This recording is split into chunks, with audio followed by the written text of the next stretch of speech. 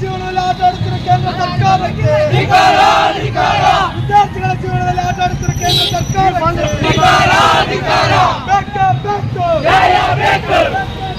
ನ್ಯಾಯ ಬೇಕು.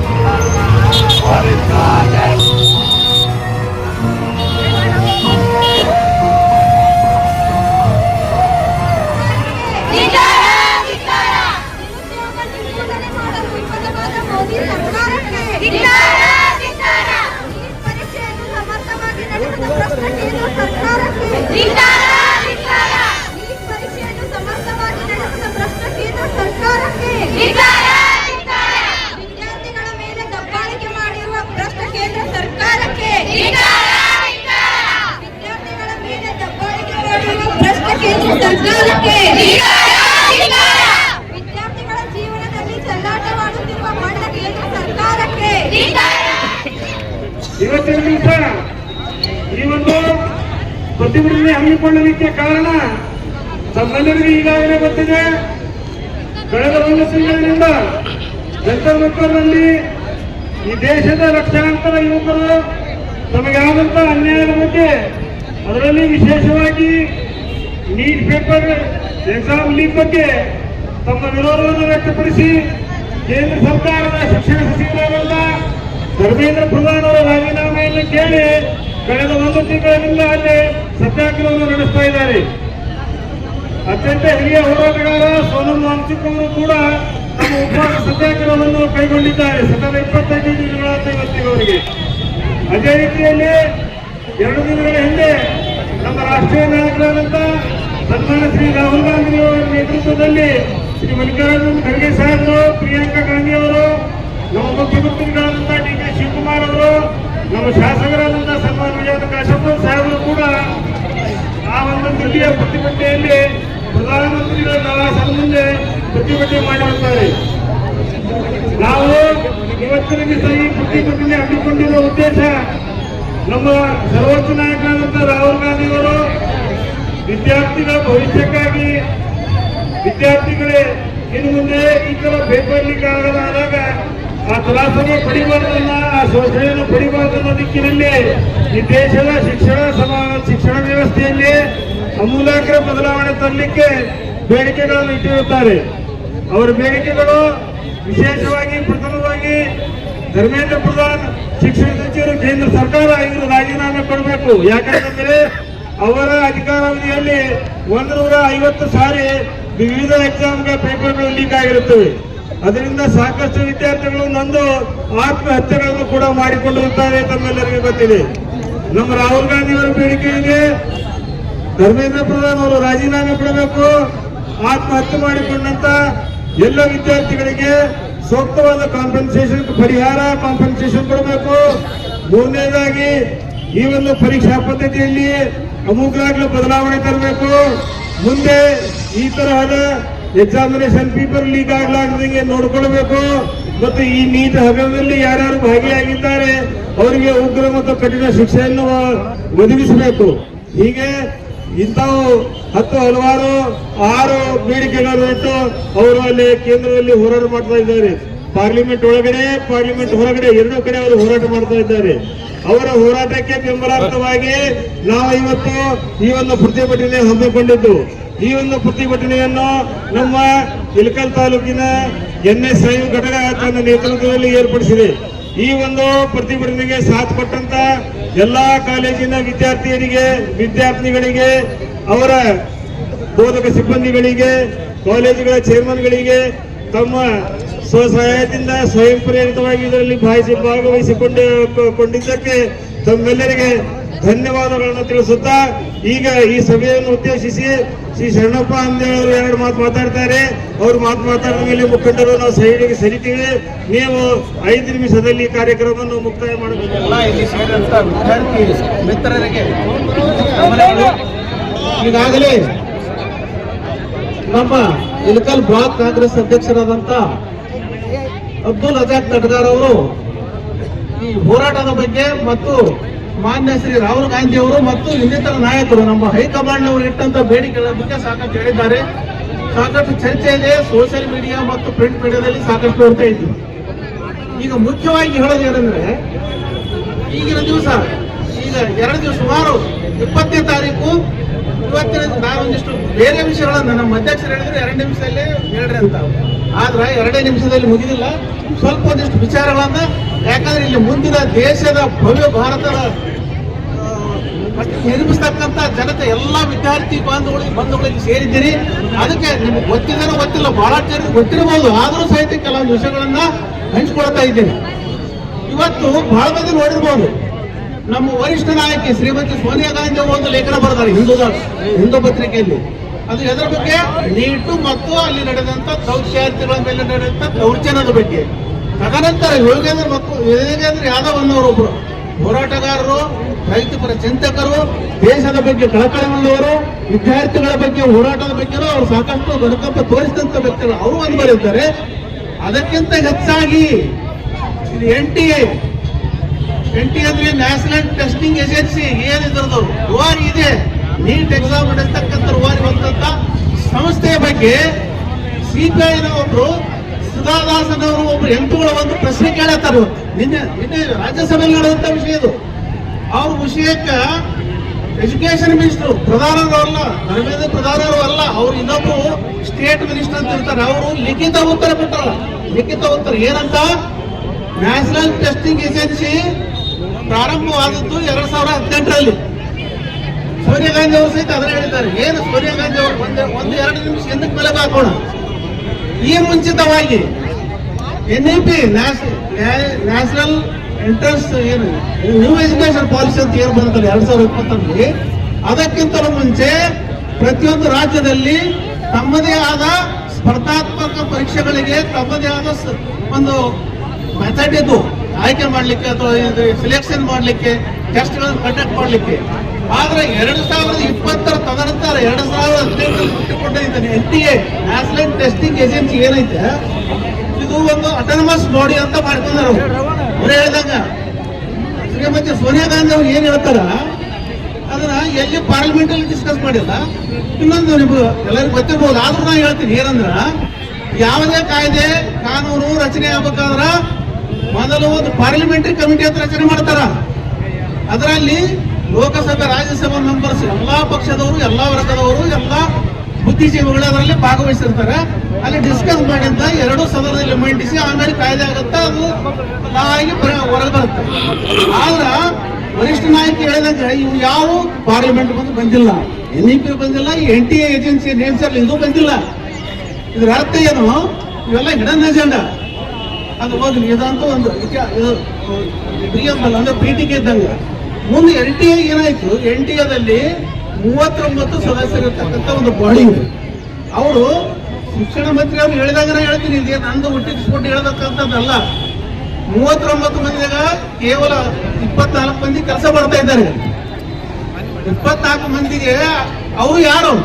ಯಾವುದೇ ಒಂದು ಬಾಡಿ ನೇಮಿಸ್ಬೇಕಾದ್ರೆ ಒಂದು ಕಾಂಪಿಟೆಂಟ್ ಅಥಾರಿಟಿ, ಒಂದು ರಿಕ್ರೂಟ್ಮೆಂಟ್ ಅಥಾರಿಟಿ ಮಾಡಿ ಅರ್ಹ ಅಭ್ಯರ್ಥಿಗಳನ್ನ ಕಾಲ್ಫಾರ್ ಮಾಡಿ ಒಂದು ಬಾಡಿ ರಚನೆ ಮಾಡಬೇಕಾಗ್ತದೆ. ಹಂಗ್ ಮಾಡಿಲ್ಲ.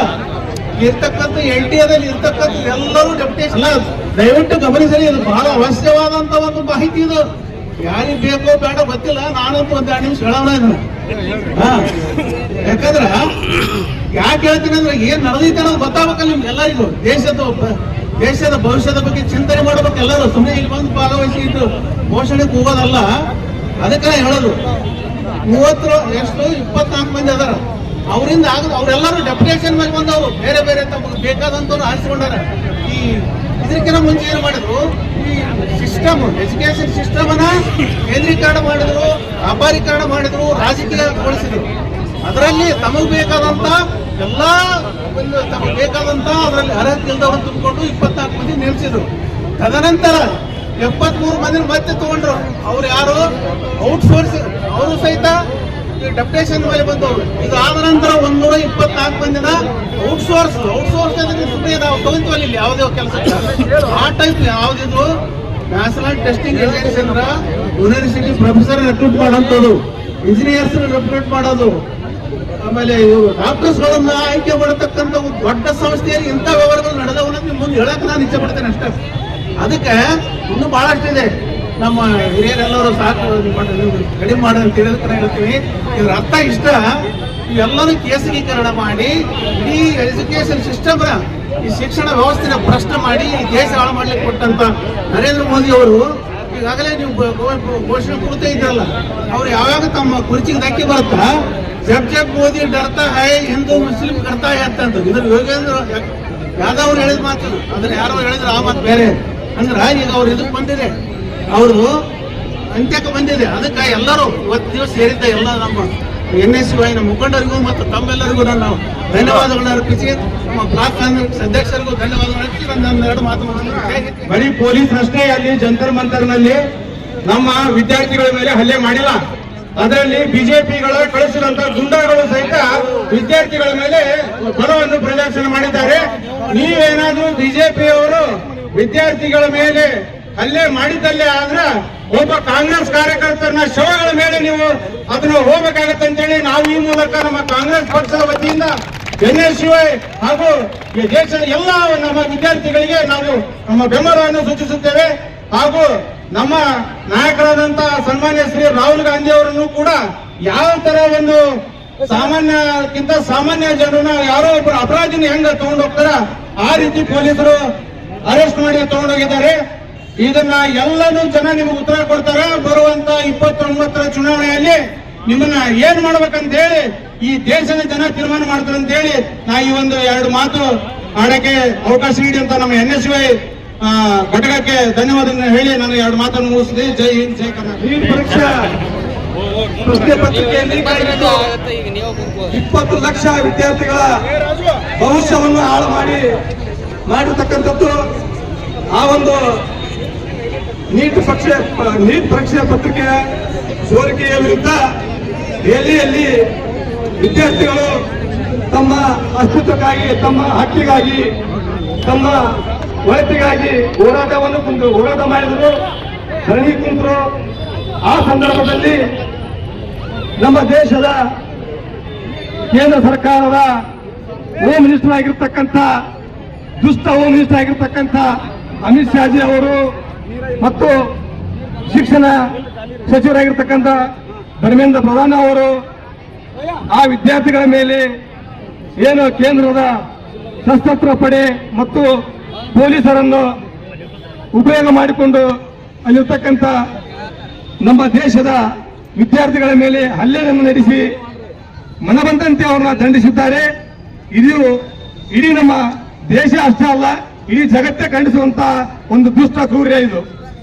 ಹಾಗಾಗಿ ಇವತ್ತು ಮೊನ್ನೆ ದಿವಸ ನಮ್ಮ ವಿರೋಧ ಪಕ್ಷದ ಲೋಕಸಭಾ ವಿರೋಧ ಪಕ್ಷದ ನಾಯಕರಾಗಿರ್ತಕ್ಕಂಥ ಸನ್ಮಾನ್ಯ ರಾಹುಲ್ ಗಾಂಧೀಜಿ ಅವರು ಮತ್ತು ರಾಜ್ಯಸಭಾ ವಿರೋಧ ಪಕ್ಷದ ನಾಯಕರಾಗಿರ್ತಕ್ಕಂಥ ಸನ್ಮಾನ್ಯ ಮಲ್ಲಿಕಾರ್ಜುನ ಸಾಹೇಬರು ಇವರ ನೇತೃತ್ವದಲ್ಲಿ ಏನು ಮೊನ್ನೆ ದಿವಸ ಜಂತರ್ ಮಂತರ್ನಲ್ಲಿ ಹೋಗಿ ವಿದ್ಯಾರ್ಥಿಗಳ ಕುಂದುಕೊರತೆಗಳನ್ನು ವಿಚಾರಿಸಿ ಅವರ ಜೊತೆಯಾಗಿ ನಿಂತು ಅವರ ಸಮಸ್ಯೆಗಳನ್ನು ಆಲಿಸುವಂತ ಸಂದರ್ಭದಲ್ಲಿ ಈ ದುಷ್ಟ ಕೇಂದ್ರ ಸರ್ಕಾರ ಮತ್ತು ದುಷ್ಟ ಕೇಂದ್ರದ ಗೃಹ ಮಂತ್ರಿ ಆಗಿರ್ತಕ್ಕಂಥ ಅಮಿತ್ ಶಾ ಅವರು ತಮ್ಮ ಅಧಿಕಾರವನ್ನು ದುರ್ಬಳಕೆ ಮಾಡಿಕೊಂಡು ರಾಹುಲ್ ಗಾಂಧಿ ಅವರ ಮೇಲೆ ಪೊಲೀಸರಿಂದ ಹಲ್ಲೆ ಮಾಡಿಸಿ ಅವರನ್ನು ಜೈಲಿಗೆ ಕಳಿಸಿರ್ತಕ್ಕಂಥದ್ದು ಇದು ಬಹಳ ಖಂಡನೀಯ ವಿಚಾರ.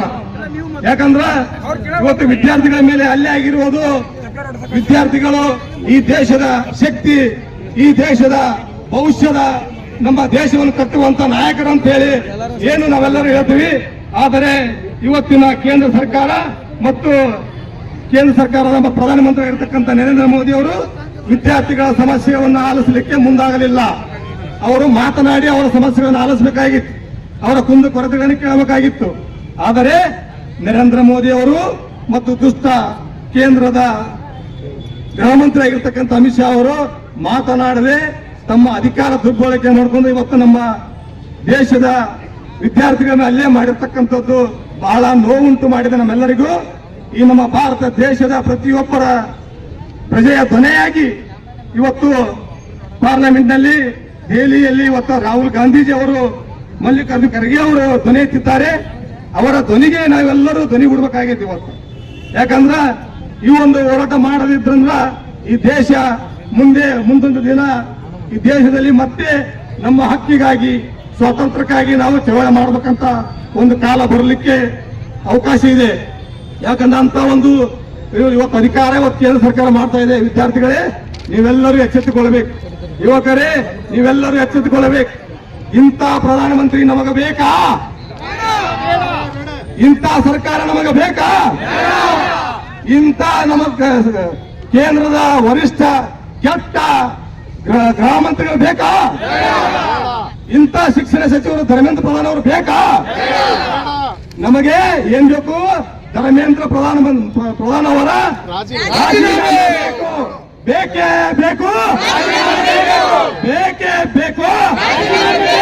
ಇವತ್ತು ನರೇಂದ್ರ ಮೋದಿ ಅವರು ನಿಜವಾಗ್ಲೂ ನಿಮಗೆ ಈ ದೇಶದ ಯುವಕರ ಬಗ್ಗೆ, ಈ ದೇಶದ ವಿದ್ಯಾರ್ಥಿಗಳ ಬಗ್ಗೆ ಕಾಳಜಿ ಇದ್ರೆ ನೀವು ಕೂಡಲೇ ಅವರು ಯಾರು ನಮ್ಮ ಕೇಂದ್ರದ ಶಿಕ್ಷಣ ಸಚಿವರಾಗಿರ್ತಕ್ಕಂಥ ಧರ್ಮೇಂದ್ರ ಪ್ರಸಾದ್ ಅವರ ರಾಜೀನಾಮೆ ಕೊಡಿಸಿ ಈಗಾಗಿರ್ತಕ್ಕಂಥ ನಮ್ಮ ವಿದ್ಯಾರ್ಥಿಗಳಿಗೆ ನ್ಯಾಯ ಕೊಡಿಸಬೇಕಂತ ಹೇಳಿ ನಮ್ಮ ಇಲ್ಕಲ್ NSU ಘಟಕದಿಂದ, ಇಲ್ಕಲ್ ಬ್ಲಾಕ್ ಕಾಂಗ್ರೆಸ್ ಅಧ್ಯಕ್ಷರ ವತಿಯಿಂದ ನಮ್ಮ ಎಲ್ಲ ವಿದ್ಯಾರ್ಥಿಗಳ ಪರವಾಗಿ ಈ ದೇಶದ ಪ್ರತಿಯೊಬ್ಬರ ಧ್ವನಿಯಾಗಿ ಇವತ್ತು ಹಕ್ಕನ್ನು ಮಂಡಿಸುತ್ತೇವೆ, ಒತ್ತಾಯವನ್ನು ಮಾಡುತ್ತೇವೆ.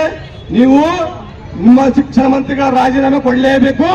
ನಿಮ್ಮ ದುಷ್ಟ ನಮ್ಮ ಅಮಿತ್ ಶಾ ಅವರ ರಾಜೀನಾಮೆ ಕೊಡಲೇಬೇಕು. ಇವತ್ತು ನರೇಂದ್ರ ಮೋದಿ ಅವರು ಸಮರ್ಥವಾಗಿ ನಿಮ್ಮ ಅಧಿಕಾರವನ್ನು ನಿಭಾಯಿಸಕ್ಕೆ ಆಗದಿದ್ದರೆ ಅಧಿಕಾರದಿಂದ ಕೆಳಗಿಳಿದು ರಾಜೀನಾಮೆ ಕೊಡ್ರಿ ಅಂತ ಹೇಳಿ ನಾವು ಒತ್ತಾಯ ಮಾಡುತ್ತೇವೆ. ಬೇಕೇ ಬೇಕು, ಬೇಕೇ ಬೇಕು. ಇನ್ಕಲಾಬ್, ಇನ್ಕಲಾಬ್, बोलो भारत माता की जय, बोलो भारत माता की जय. ರಾಹುಲ್ ಗಾಂಧೀಜಿ ಅವರಿಗೆ, ಮಲ್ಲಿಕಾರ್ಜುನ ಖರ್ಗೆ ಜಿ ಅವರಿಗೆ.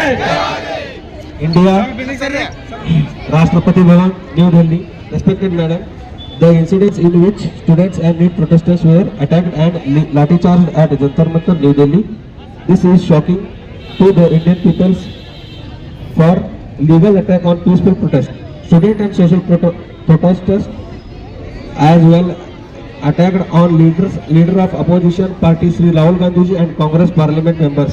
The Congress leaders, New Delhi police used the deadly force and manhandled the protesters. This attack on the Indian democracy. Every people have a right to protest against the government bad systems. The police who carried out the attack were not immature. Sir